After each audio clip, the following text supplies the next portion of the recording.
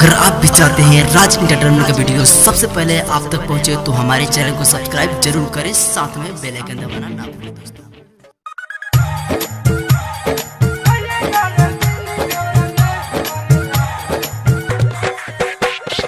DJ Amit Tiwari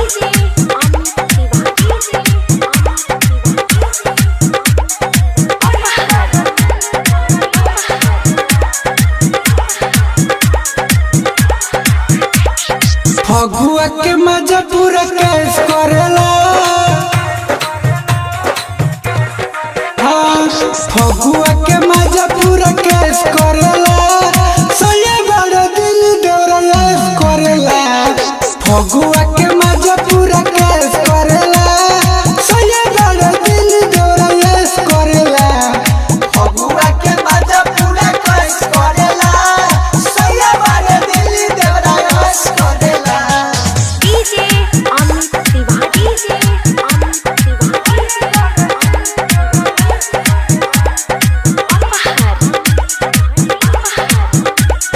Karma recording studio Delhi.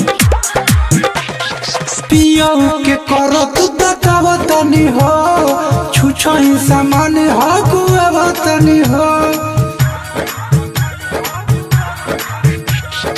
पियो के करो तू बतावतनी हो, छुछो ही सामान हो गुआवतनी हो। चढ़ल जवान मोर तेज करेला।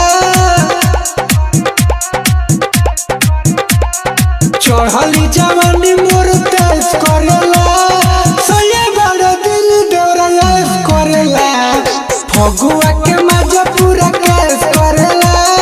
सये बड़ा दिल दौरा ऐश करेला। फगुआ के मजा पूरा कैश करेला। सये बड़ा दिल दौरा ऐश करेला। डीजे अमित तिवारी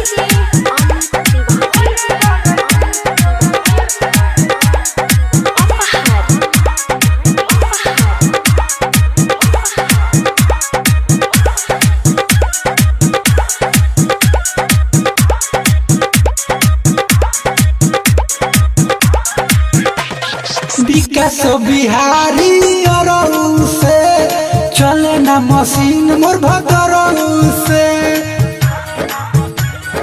ए सखी का कहे विकास बिहारी